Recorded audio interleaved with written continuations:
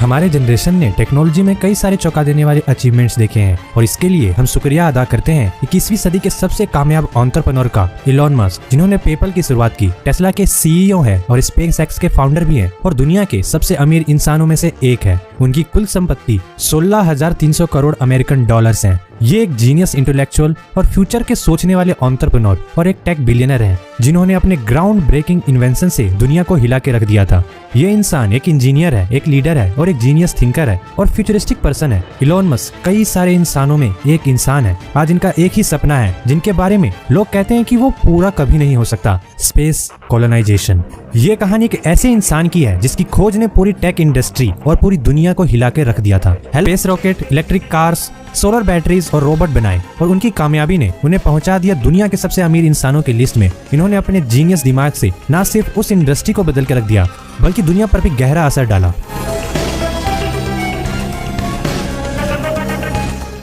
Elon Musk का जन्म 28 जून 1971 को प्रिटोरिया के साउथ अफ्रीका में हुआ था। उनके पिता एरोल एक बहुत अमीर साउथ अफ्रीकन इंजीनियर थे और उनकी मां एक मॉडल थी। इलॉन मस्क 3 भाई बहनों में सबसे बड़े थे। इनका बचपन अपने भाई किम्बल और बहन टोस्का के साथ बीता। इनका परिवार बहुत खुशहाल परिवार हो सकता था और ऊपर से सब कुछ अच्छा ही लग रहा था, लेकिन सच इसके बिल्कुल ही उलट था। इलॉन के घर में हमेशा उथल पुथल मची रहती और उनका बचपन बहुत मुश्किल एंड अकेला अकेला सा था। उनके पिता उनकी माँ के साथ हमेशा गाली गलौज करते और उन्हें इलॉन को अपने बिजनेस शुरू करने के लिए किसी तरह की मदद देने से भी इनकार कर दिया। उन्हें बच्चों की खुशियों और कामयाबी से कोई मतलब ही नहीं था। जब इलॉन मस्क 10 साल के थे तभी उनके पेरेंट्स का डिवोर्स हो गया था, लेकिन इलॉन बिल्कुल अलग थे। सिर्फ 3 साल की उम्र से ही उन्होंने अपनी काबिलियत दिखाना शुरू कर दी थी। उनकी मां ने अपनी बुक में इलॉन मस्क के बचपन के कुछ फोटोग्राफ शेयर करी थी और लिखा था कि जब इलॉन मस्क छोटे थे तो वो बहुत सारी बुक्स पढ़ा करते थे और उससे देख के उन्हें विश्वास हो गया था कि इलॉन मस्क फ्यूचर में कुछ बड़ा करने वाले हैं। इलॉन को स्कूल में बहुत परेशान किया जाता था और वो अपने भाई और बहन की तरह स्कूल लाइफ का मजा नहीं ले पाए थे। जल्द ही उनकी दिलचस्पी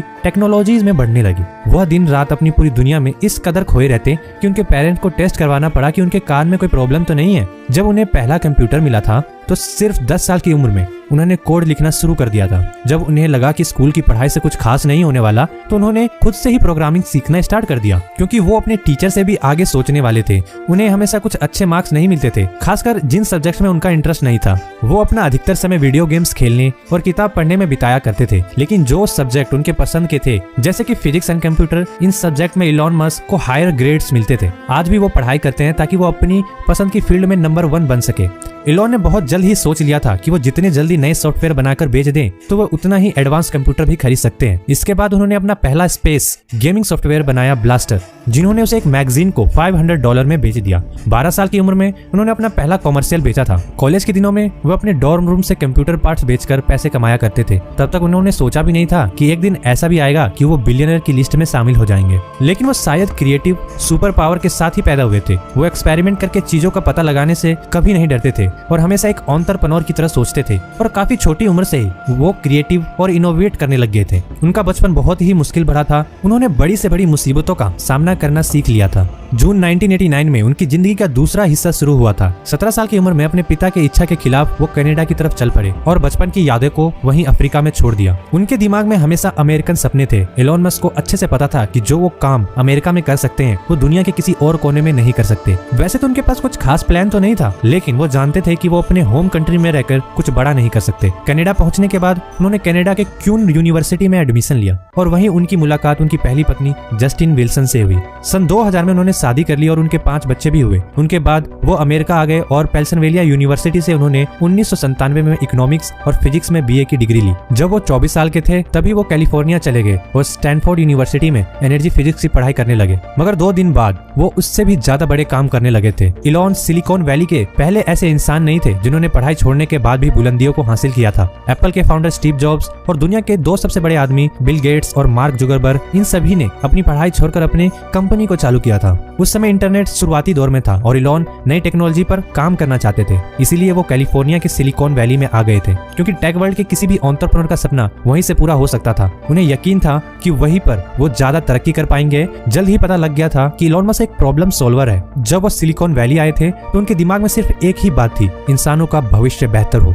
मगर उसके पहले वो जानते थे कि इंटरनेट के जरिए कई बड़े बड़े काम किए जा सकते हैं। 1995 में उन्होंने अपनी पहली कंपनी जिप2 बनाई उनके भाई किम्बल के साथ, जो कि येलो पेज का ऑनलाइन वर्जन था। लेकिन वो नहीं जानते थे कि शुरुआती दौर में उन्हें कितनी मुश्किलों का सामना करना पड़ सकता है। साउथ अफ्रीका से आने के बाद उनके ऊपर बहुत सारा स्टूडेंट लोन था और इलॉन के पास इतने पैसे नहीं थे कि वो घर और ऑफिस दोनों अफोर्ड कर सके। तब वो अपने छोटे से ऑफिस में ही सोफे पे सोया करते थे और नहाने के लिए पास की एक लोकल जिम में जाया करते थे। शुरुआत के कुछ महीने तो मजे से कट गए, लेकिन उसके बाद हालात बिगड़ने लगे। उनके पास एक ही कंप्यूटर था जिसके ऊपर वो सातों दिन काम किया करते थे। दिन में वो अपनी वेबसाइट चलाते और रात को कोडिंग किया करते थे। उन्होंने साफ साफ कह दिया था कि कामयाब होने के लिए ज्यादा से ज्यादा तकलीफें झेलने की हिम्मत होनी चाहिए, क्योंकि नए सिरे से कोई कंपनी बनाना बहुत मुश्किल होता है। आखिरकार उनकी कंपनी चल निकली और उसने काफी तरक्की भी की। फरवरी 1999 में टेक कंपनी कैम्पैक्ट ने जिप2 को 30 करोड़ 70 लाख डॉलर कैश और 3 करोड़ 40 लाख स्टॉक ऑप्शन देके खरीद लिया। इलॉन मस्क सिर्फ 28 साल के थे जब वो सिलिकॉन वैली के करोड़पतियों में शामिल हो गए थे। वो रातों रात ऑफिस से एक छोटे से सोफे पे सोने वाले इंसान से एक मल्टी मिलियनर बन गए थे।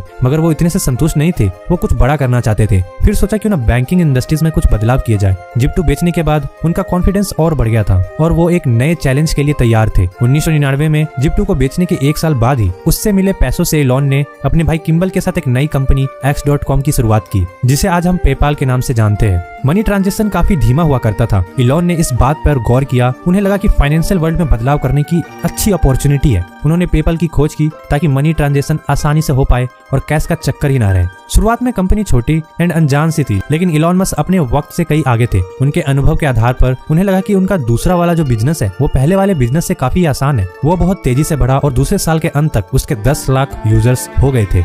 2002 में ईबे ने पेपल को 1500 करोड़ डॉलर देके खरीद लिया। पेपल को बेचने के बाद इलॉन मस्क और उनकी पत्नी जस्टिन सिलिकॉन वैली को छोड़कर लॉस एंजलिस चले गए ताकि स्पेस इंडस्ट्री के ज्यादा करीब रह सके, क्योंकि पेपल के बाद अब वो उसी काम में हाथ डालना चाहते थे। मगर पैसों से खुशियां नहीं खरीदी जा सकती। वह साल इलॉन मस्क के लिए काफी ट्रेजेडी भरा रहा। उनके एली आने तक उनके पहले बेटे ने सांस लेना बंद कर दिया था और उसका देहांत सडन इन्फेंट डेथ सिंड्रोम की वजह से हुई थी। वह सिर्फ 10 हफ्ते का ही था। उसी महीने इलॉन मस्क का नेटवर्थ भी काफी बढ़ गया था। इलॉन मस्क ने उस साल अपना पहला $1 बिलियन रुपए कमाया था, मगर अपने बेटे की जान नहीं बचा पाए। अगले 5 साल में IVF की मदद से इलॉन मस्क की पत्नी जस्टिन ने 5 बच्चे को जन्म दिया। ग्रिफिन, एक्सेविया, डीमियन, सैक्सन और काई। वो और उनकी पत्नी सपने की दुनिया में रह रहे थे। लग तो यही रहा था, लेकिन अब दोनों की रिश्तों के बीच में खटास आने लग गई थी। अब दोनों का एक साथ रहना काफी मुश्किल सा हो गया था। पहले बेटे की डेथ के बाद इलॉन मस्क अब अपने काम के प्रति काफी फोकस हो गए थे और फिर वो एक दूसरे से दूर होने लगे थे। आखिरकार 2008 में उनका डिवोर्स हो गया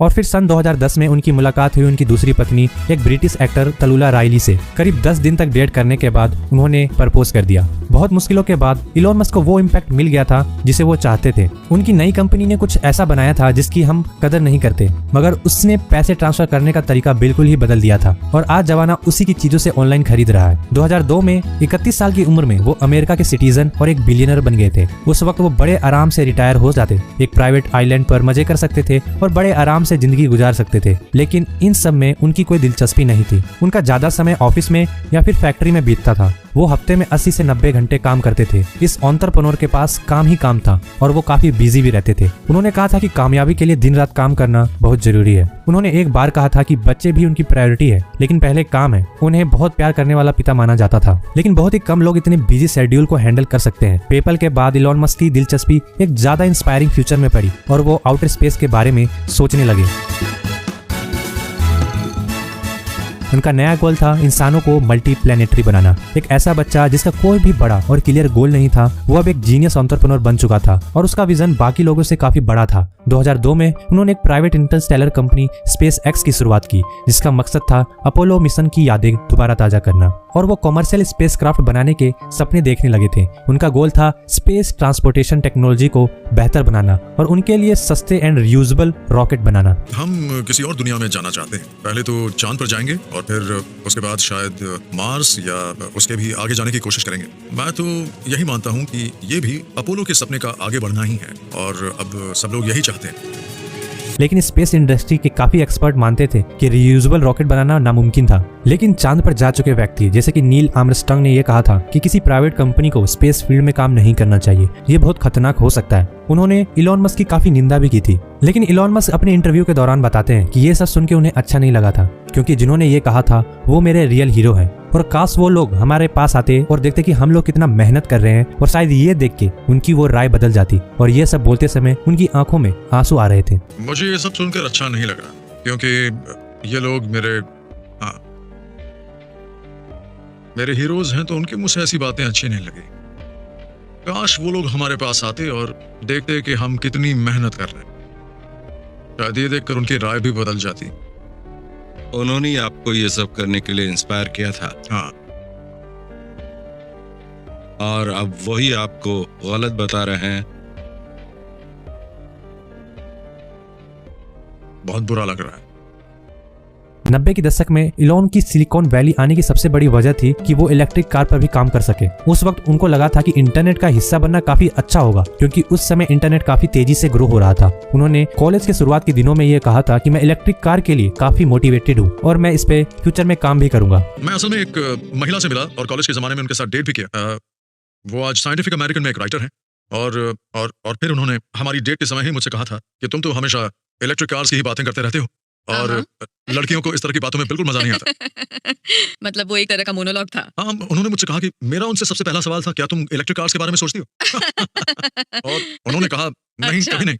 इलॉन मस्क बस एक टेक एंटरप्रेन्योर ही नहीं है, बल्कि वो रिन्यूएबल एनर्जी के बारे में भी सोचते रहते हैं। उनका कहना है कि ये इंसान के फ्यूचर का एक की फैक्टर है। वे हमेशा से space rocket and fast car के दीवाने रहे हैं, और इलॉन मस्क एक ऐसा तरीका भी ढूंढना चाहते थे जिससे ग्लोबल वार्मिंग कम हो और जीवाश्म ईंधन का प्रयोग भी कम हो जाए। स्पेसएक्स की शुरुआत के 2 साल बाद 2004 में वो एक ऐसी कंपनी के साथ जुड़े जिसके बारे में उन्हें यकीन था कि वो इंसानों की दिशा बदल देगी और हमें एक ज्यादा सस्टेनेबल फ्यूचर मिलेगा। उस कंपनी के पास एक खास टेक्नोलॉजी थी जो कि इन्वायरमेंट, कस्टमर एक्सपीरियंस और कामयाबी पर यकीन करती थी, और वो टेक्नोलॉजी काफी पॉपुलर भी थी। टेस्ला मोटर्स, जिसे नाम दिया गया था इलेक्ट्रिकल इन्वेंटर निकोला टेस्ला के नाम पे। टेस्ला का काम था एक ऐसी कार बनाना जो कि सबसे पहली पसंद हो, अफोर्डेबल हो, इन्वायरमेंटल फ्रेंडली हो एंड काफी फास्ट भी हो। हालांकि इलॉन मस्क ने इस कंपनी की शुरुआत नहीं की थी। टेस्ला मोटर की शुरुआत 2 लोगों ने की थी जिनके पास ट्रांसपोर्ट को लेकर एक विजन था। वो एक ऐसी एनर्जी का यूज करना चाहते थे जो कि इन्वायरमेंट फ्रेंडली हो। अप्रैल 2004 में इलॉन ने उन दोनों लोगों को टेस्ला कंपनी लॉन्च करने में मदद की, और उन्होंने $65 लाख अपनी जेब से दिए और उन्हें उस कंपनी का चेयरमैन बना दिया गया। इस बात से कोई इनकार नहीं कर सकता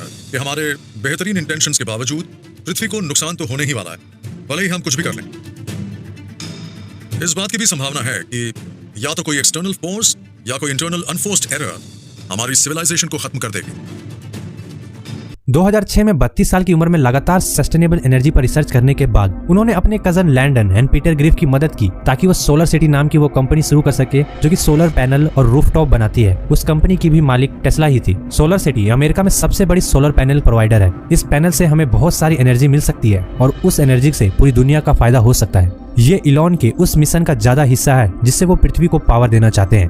बादल होने के बावजूद सूरज की 80 से 90% एनर्जी पृथ्वी तक आती है। ये बिल्कुल जरूरी नहीं है कि बस तेज धूप ही हो, और अगर यकीन नहीं होता तो आप पेड़ पौधों को ही ले लीजिए जो सिर्फ सोलर पावर्ड केमिकल रिएक्शन से जिंदा रहते हैं, और यूके काफी हरा भरा देश है। 2008 में टेस्ला की पहली टेस्ला रोडस्टर आई थी जो कि 0 से 100 किलोमीटर घंटे की स्पीड बस 3 सेकंड में पहुंच जाती थी। उन्होंने पहली इलेक्ट्रिक कार टेस्ला मॉडल 3 के लिए रास्ते खोल दिए थे, लेकिन इलॉन मस्क को पता नहीं था कि ऐसी हाई एंड कार का प्रोडक्शन कॉस्ट काफी ज्यादा पड़ेगा। हमारा गोल है ऐसी कार्स बनाना जिन्हें जल्द से जल्द सब अफोर्ड कर सके, मगर कोई भी टेक्नोलॉजी एक लर्निंग कर्व से गुजरती है और उसे कई तरह की इकोनॉमीज और दूसरी चीजों का भी सामना करना पड़ता है। हमने एक छोटी सी शुरुआत की है और हमारे स्टार्टअप ने एक ऐसी कार बनाई है जो कि लो प्रोडक्शन वाली है और काफी एक्सपेंसिव भी है, लेकिन ये टेक्नोलॉजी का पहला वर्जन है। मैं तो मानता हूं कि सारे ट्रांसपोर्ट रॉकेट्स को छोड़कर फुल्ली इलेक्ट्रिक हो जाएंगे। मैं तो इसी बात पर यकीन करता हूं, और मेरे ख्याल से टेस्ला इस काम में एक एक्सेलरेंट है, उस ट्रांजिशन में एक कैटलिस्ट का काम करेगी।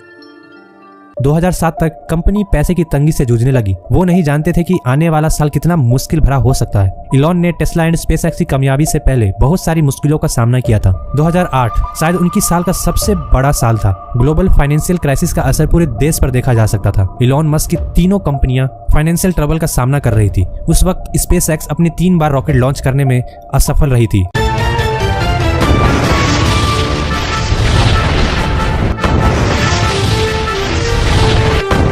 हर महीने लाखों डॉलर का नुकसान हो रहा था। मेरा एक दोस्त है जिसने एक स्टार्टअप के बारे में एक अच्छी बात कही है। ये कांच खाने और पानी में बनी भंवर को देखने जैसा है। तो अगर किसी को लगता है कि ये काम बड़ा मजेदार होने वाला है तो उसे मुझे लगता है निराशा ही होगी, क्योंकि ये मजेदार नहीं है। बहुत तकलीफ होती है। कहीं नौकरी कर लेना इससे ज्यादा आसान है। बहुत ही आसान और बहुत कम स्ट्रेसफुल भी है। तब आपको दूसरे कामों के लिए ज्यादा वक्त भी मिलेगा। लेकिन क्या आप ज्यादा खुश होते?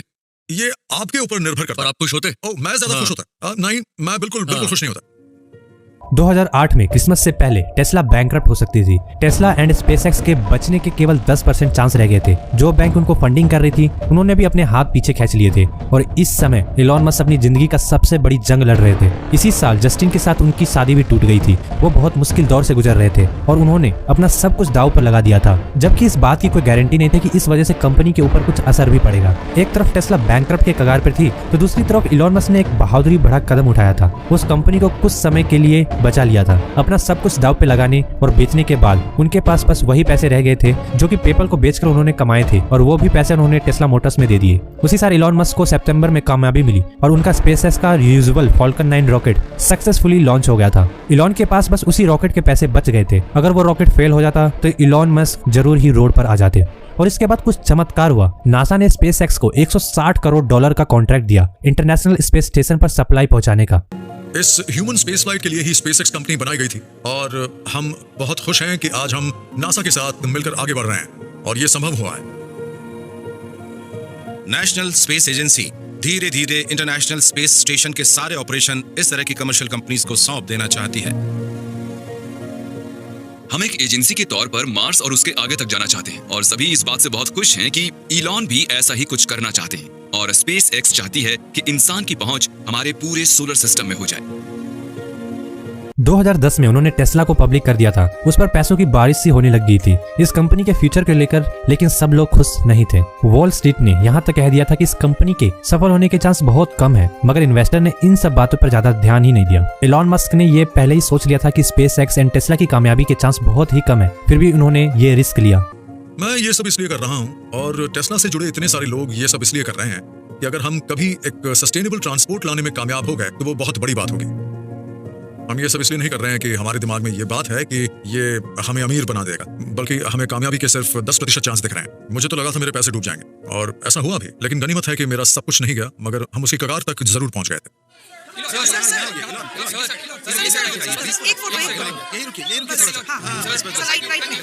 टेस्ला आगे बढ़ती रही और तरक्की करती रही और आज पूरे 12,000 सुपर चार्जर्स पूरे north America, Europe and Asia में क्लीन ड्राइविंग को प्रमोट करने और दुनिया को दिखाने के बाद कि इलेक्ट्रिक कार पेट्रोल वाली कार से काफी बेहतर है, इलॉन मस्क ने एक इलेक्ट्रिक ट्रांसपोर्ट रिवोल्यूशन की शुरुआत कर दिया है।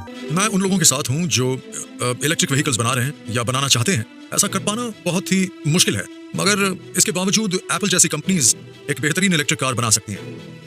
अभी ऐसा करना ही सबसे सही है। काम बन गया और इलॉन मस्क ने वापसी कर ली, लेकिन टेस्ला कंट्रोवर्शियल बनी रही। उस पूरी साल कार कंपनी को लेकर काफी लोग सवाल उठाते रहे और इलॉन मस्क ने भी उस कमियों को सही माना और उसमें काफी बदलाव करते रहे। टेस्ला पर काफी सवाल उठे और वो साल इलॉन मस्क के लिए काफी उथल पुथल रहा था। फेसबुक ही एक ऐसा बिजनेस था जिसने 2019 में टेस्ला से ज्यादा नुकसान सहा था।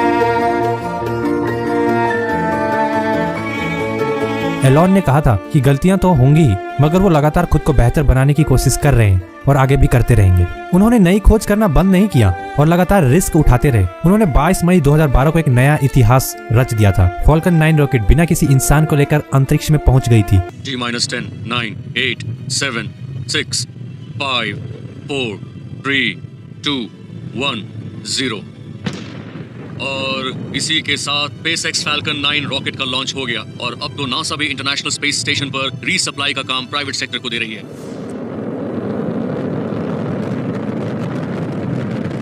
इसी के साथ उसका पहला व्हीकल इंटरनेशनल स्पेस स्टेशन पर पहुंच गया था और उस रॉकेट ने ड्रैगन कैप्सूल को इंटरनेशनल स्पेस स्टेशन पर पहुंचा दिया था, जिसके अंदर ग्रोसरीज एंड सप्लाई थी। मगर मेरे शरीर में जितना भी एड्रेनलिन था वो उस वक्त निकल गया था, ऐसा कहा था इलॉन मस्क ने जब रॉकेट ने लिफ्ट ऑफ किया था। बहुत ही कम लोग जानते हैं कि हमारा एक स्पेस स्टेशन भी है। उन्हें यकीन ही नहीं होता। हमारा एक बहुत बड़ा स्पेस स्टेशन है, बहुत बड़ा। उसका अंदाजा भी लगाया नहीं जा सकता। वो एक बेहद अनूठा स्ट्रक्चर है जो पृथ्वी के चक्कर लगा रहा है और मैं तो यही कहता हूं कि हमें लोगों को इसके बारे में बताना होगा। लोगों को बताना पड़ेगा कि स्पेस स्टेशन कितना शानदार है, क्योंकि वो वाकई बहुत अनोखा है। स्पेसएक्स अब रेगुलरली सप्लाई स्पेस में भेजती रहती है। एक 16 टेलीमेट्री लिंक है और पावर सिस्टम्स बिल्कुल नॉर्मल है। हम अभी स्पेस एक्सप्लोरेशन के एक नए युग में जा रहे हैं और ये बहुत ही बड़ी बात है। बात सिर्फ स्पेसएक्स की नहीं है, बल्कि कई और कंपनीज हैं जिन्होंने नए अप्रोचेस डेवलप किए हैं और नासा उन नए अप्रोचेस का फायदा उठा रहा है, जो बहुत बड़ी बात है। अब हम आगे जाकर अंतरिक्ष में घूमने वाली सिविलाइजेशन और एक मल्टी प्लैनेट स्पीशीज बन सकते हैं और आप लोग भी शायद मेरी इस बात से सहमत होंगे।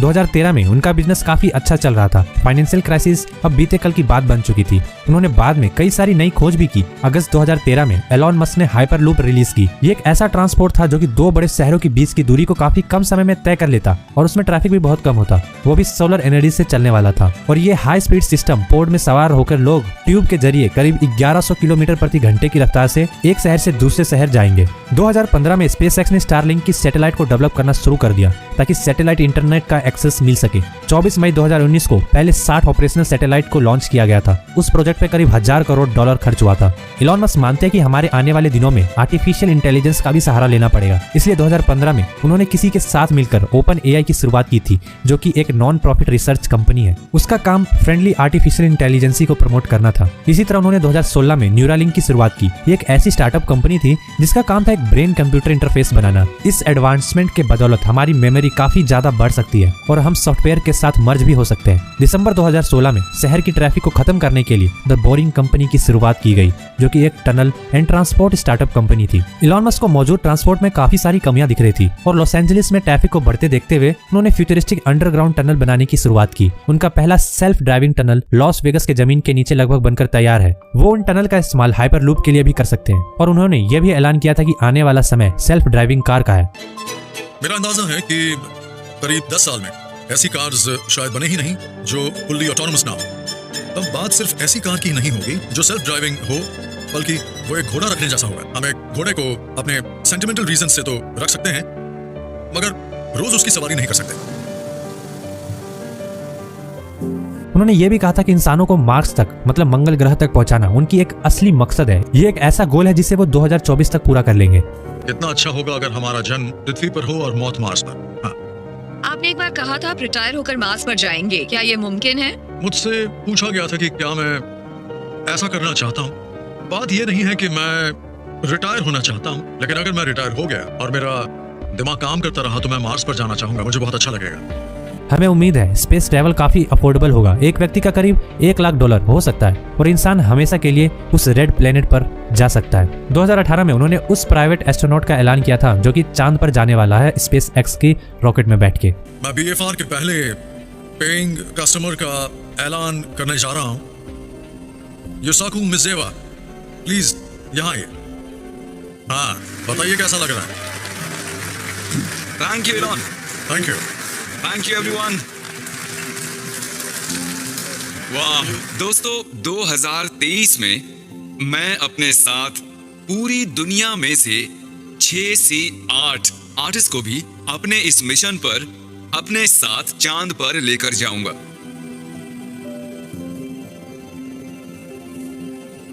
हम आने वाले दिनों में स्पेस फेयरिंग सिविलाइजेशन बन जाएंगे और उन तारों के बीच हम शायद उस जगह से ज्यादा खुश रहेंगे जहां आज हैं।